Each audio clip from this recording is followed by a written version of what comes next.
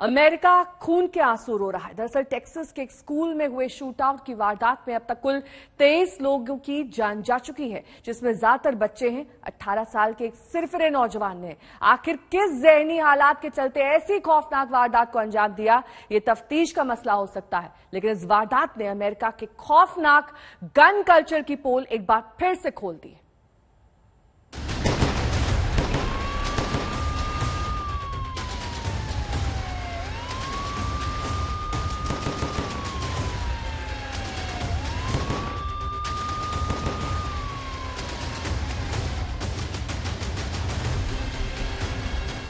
दुनिया के सबसे ताकतवर मुल्कों में से एक अमेरिका एक बार फिर सकते में है। यहां एक स्कूल में हुई अंधाधुंध गोलीबारी में 19 बच्चों समेत कुल 23 लोगों की मौत से अमेरिका हिल गया है।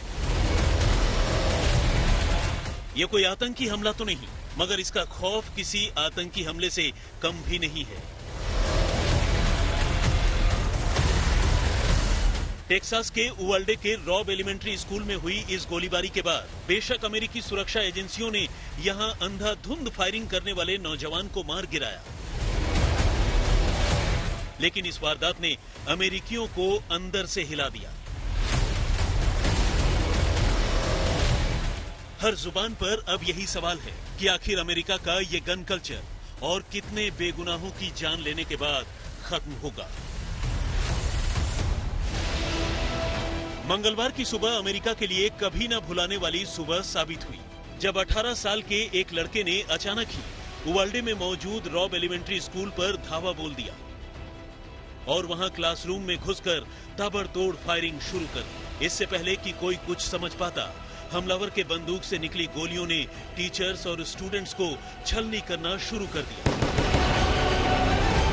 और देखते ही देखते 2 टीचर्स और 19 छात्र इस हमलावर की गोलियों का शिकार बन गए। इनमें ज्यादातर की मौत मौका वारदात पर ही हो गई। उधर फायरिंग की इस वारदात के सामने आते ही अमेरिकी सुरक्षा बलों और कॉम्बैट टीम्स ने पूरे स्कूल को घेर लिया और तब कुछ देर में एक बॉर्डर पेट्रोल एजेंट ने हमलावर को मार गिराया। लेकिन जब तक हमलावर पुलिस और सुरक्षा बलों की गोलियों का निशाना बनता, तब तक देर हो चुकी थी।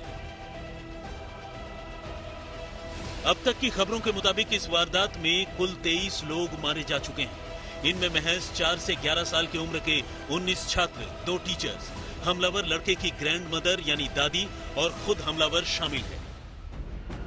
18 साल के इस हमलावर की पहचान सल्वाडोर रामोस के तौर पर हुई है, जो खुद उवाल्डे हाई स्कूल का स्टूडेंट था। पुलिस ने खुलासा किया है कि रामोस ने इस नरसंहार को अंजाम देने से पहले एक स्टोर से अपने लिए 2 गन खरीदे।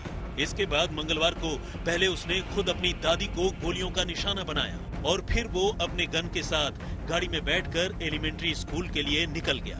इस बीच रास्ते में उसकी कार एक दूसरी गाड़ी से भी टकरा गई। इसके बाद सल्वाडोर रामोस सीधे रॉब एलिमेंट्री स्कूल पहुंचा और वहां स्टूडेंट्स और टीचर्स पर फायरिंग शुरू कर दी। हमले के दौरान उसने खुद ही बैरिकेडिंग लगाकर अपने को बचाने की कोशिश की, लेकिन आखिरकार मौका वारदात को पूरी तरह घेर चुकी पुलिस और सुरक्षा बलों ने उसे ढेर कर दिया और इसी के साथ इस खूनी सिलसिले का अंत हो गया। फिलहाल शुरुआती जांच के बाद पुलिस ने इतना तो साफ कर दिया है कि इस मामले में कोई और शामिल नहीं है, लेकिन इस वारदात ने हथियारों को लेकर अमेरिकी कानून की कमियों पर लोगों को सोचने पर मजबूर जरूर कर दिया है।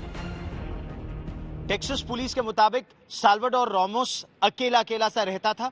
इंटरनेट पर बड़े बड़े हथियारों की तस्वीर लगातार चढ़ाता रहता था। 18 वर्ष की आयु होते ही उसने 2 बड़े हथियार खरीदे।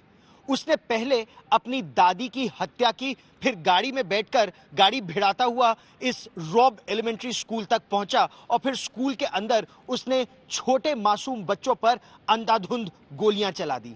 उसने ऐसा क्यों किया, यह अभी पड़ताल का विषय है।